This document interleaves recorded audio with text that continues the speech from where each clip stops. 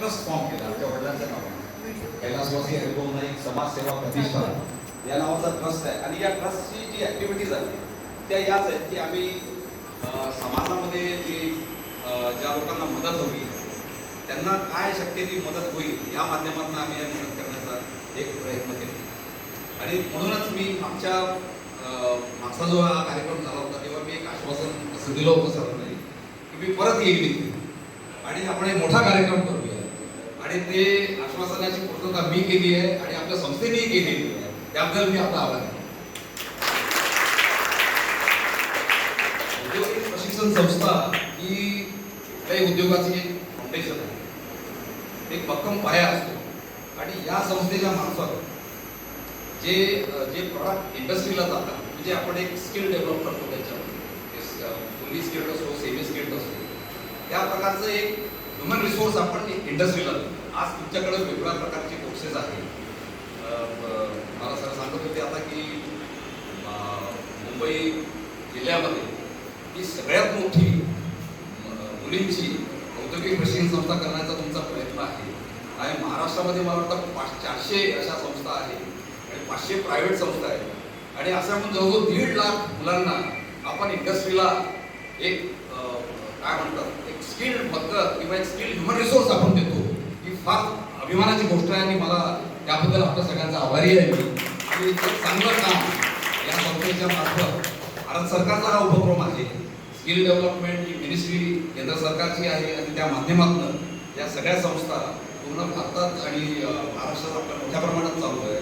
आणि त्यातनं आपण एक विकसित भारताकडे या माध्यमातून जाण्याचा प्रयत्न करतोय की जर एक स्किल डेव्हलप झालं इथे विशेषतः म्हणजे मुलींकरता आपण हे करतोय. कारण आज काय म्हणतात वुमन एम्पॉवरमेंट ज्याला आपण म्हणतो ती फार मोठ्या प्रमाणात लोक याविषयी बोलत आहेत. आणि आज कुठलीही स्त्री पुरुषाबरोबर खांद्याला खांदा लावून पुढे जायचा प्रयत्न करते. तुमची संस्था ही केवळ मुलींकरता असल्यामुळे एक वुमन एम्पॉवरमेंटचा जो कार्यक्रम आपण घेत आहे त्याचा मला खरोखर आनंद आहे. आणि भारत सरकारचे मी इथे अभिनंदन करतो आणि आपल्या संस्थेचे मी अभिनंदन करतो की आपण अशा भरपूर मुलींना ज्या इकॉनॉमिकली विकर सेक्शनमधनं येतात त्यांना एक सपोर्ट करण्याचा प्रयत्न या संस्थेमार्फत केला जातो.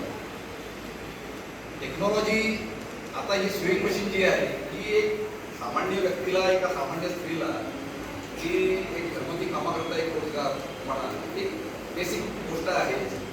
पण तंत्रज्ञान जे आहे टेक्नॉलॉजी जी आहे ती दिवसेंदिवस ही याच्यामध्ये अपग्रेडेशन होते वाढते. म्हणजे आपण एक बेसिक गोष्टीपासून सुरुवात केली जशी आम्ही मागच्या वर्षी जी स्विमिंग मशीन दिली ती एक बेसिक गोष्ट होती. आज आम्ही फॅशन टेक्नॉलॉजी करता दिली. तर टेक्नॉलॉजी जशी इम्प्रूव्ह होत जाईल तसं आपल्यालाही बदललं पाहिजे.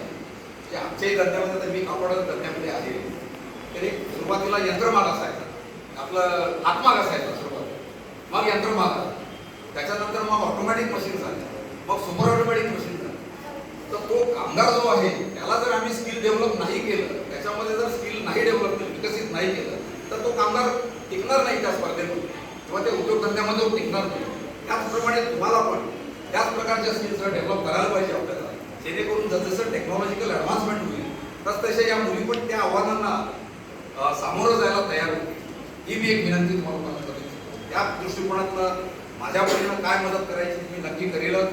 माझा विचार आहे की दरवर्षी यावं इथे कुठल्या ना कुठल्या निमित्तानं, केवळ स्विमिंग मशीनच भेट द्यायची नाही पण कुठल्या ना कुठल्या प्रकारे मला या संस्थेशी असोसिएट राहायचा माझा विचार आहे. आणि कुठलंही काही काम असेल किंवा कुठलाही कार्यक्रम असेल तर मला आपण नक्की बोलवा, मी नक्की येईल इथे. माझ्या परीनं जी मदत करता येईल ती मी नक्कीच करेल. पूर्ण फुलाची पाकळी जी कायम आहे एक आश्वासन माझं तुम्हाला लोकांना आहे.